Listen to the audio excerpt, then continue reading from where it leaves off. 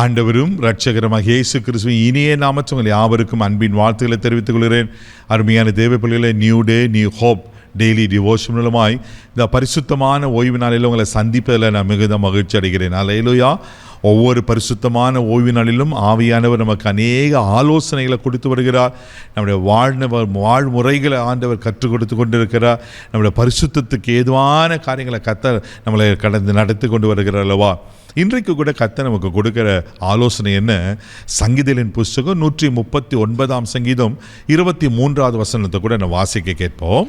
தேவனே, என்னை ஆராய்ந்து என் இருதயத்தை அறிந்து கொள்ளும், என்னை சோதித்து என் சிந்தனைகளை அறிந்து கொள்ளும். அல்லேலூயா. தாவீது எப்படிப்பட்ட ஒரு விண்ணப்பத்தை பண்றார் பாருங்க, பயங்கரமா இருக்குல்ல.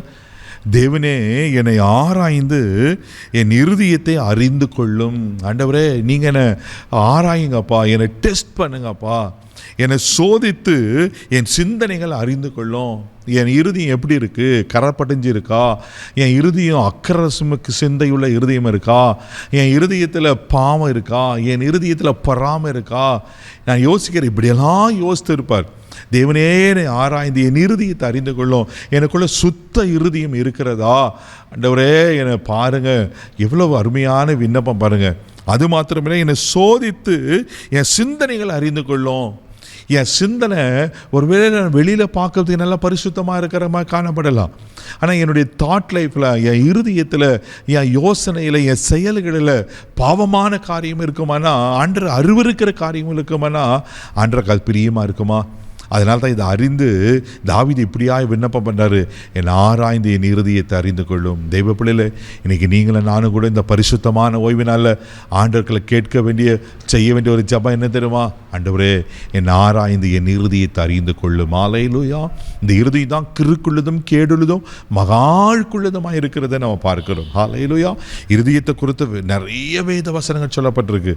அக்கிரம சிந்தையுள்ள இருதயம் என்று சொல்லப்பட்டிருக்கு. அல்லேலூயா. தெய்வ பிள்ளையில, நம்ம இருதயம் எப்படி இருக்கு? வேதத்தில் ஒரு வசனத்தை உங்களுக்கு காண்பிக்கிறேன். 1 தெசலோனிக்கர் புஸ்தகம் 3ஆம் அதிகாரம் 13வது வசனத்தை வாசிங்கன்னா அழகாக பவுல் சொல்லுவார். வாசிக்க கேட்போம். இவ்விதமாய் நம்முடைய கர்த்தராகிய இயேசு கிறிஸ்து தமது பரிசுத்தவான்கள் அனைவரோடு கூட வரும்போது, நீங்கள் நம்முடைய பிதாவாகிய தேவனுக்கு முன்பாக பிழையற்ற பரிசுத்தவான்களாய் இருக்கும்படி உங்கள் இருதயங்களை ஸ்திரப்படுத்துவாராக. ஆமென், ஆமென். ஏன் என் இருதயத்தை ஆராய்ந்து என் இருதயத்தை பாதுகாத்துக்கொள்ள தாவீது கேட்டார் தெரியுமா? தெய்வ பிள்ளைகள், எங்கள் வசனம் அழகாக சொல்லப்பட்டிருக்கு. நம்முடைய கர்த்தராகிய இயேசு கிறிஸ்து தமது பரிசுத்தவான்கள் அனைவரோடு கூட வரும்போது, ஆமென். ஆண்டவர் வரப்போறார்ல. 2025 ஆண்டுகளுக்கு முன்பாக பாலகனாய் வந்தார், இரட்சகராய் வந்தார், நம்மளை மீட்டெடுக்கிறவராக வந்தார், நம்மிடத்தில் அன்புக்குரியவராய் வந்தார். ஆமென். ஆனால் இப்போ எப்படி வரப்போறாரு? நியாயாதிபதியாக வரப்போறார், ராஜாதி ராஜாவாய் வரப்போகிறார். அவர் அவருடைய கிரியைகளுக்கு தக்க பலனை கொடுக்கும்படி வரப்போகிறார். அவர் நமக்காக ஆயத்த பண்ணுகிற வாசஸ்தலத்தில் கொண்டு போய் சேர்ப்பதற்காக வரப்போகிறார். ஆமென். அவர் வரும்போது, நீங்கள் நம்முடைய பிதாவாகிய தேவனுக்கு முன்பாக பிழையற்ற பரிசுத்தவான்களாக இருக்கும்படிக்கு, அல்லேலூயா, உங்கள் இருதயங்களை ஸ்திரப்படுத்துவாராக. தேவ பிள்ளையே, நீங்கள் நானும் பிதாக்கு முன்னாடி நிற்கும் போது பிழையற்ற பரிசுத்தவான்களாக இருக்கணுமா? அதுக்கு தான் நம்ம இருதயத்தை ஸ்திரப்படுத்தணும். அதுக்கு தான் நம்ம இருதயத்தை காத்துக்கொள்ளணும். எல்லா காவலோடும் இருதயத்தை காத்துக்கொள்ள என்று சாலமோன் சொல்லுகிறார் அல்லவா. தேவ பிள்ளையில், இன்றைக்கி நம்ம இருதயம் எப்படி இருக்குது? இந்த பரிசுத்தமான ஓய்வினால் நம்ம ஆராய்ந்து பார்க்கலாம். ஆண்டவரே, என் இருதயத்தில் ஆமென் கிறுக்குள்ளது, கேடுள்ளது, மகாழுக்குள்ளமான காரியங்கள் இருக்குமானா என்னை மன்னிச்சிடுங்க ஆண்டவரேன்னு ஒப்புக்கொடுங்க.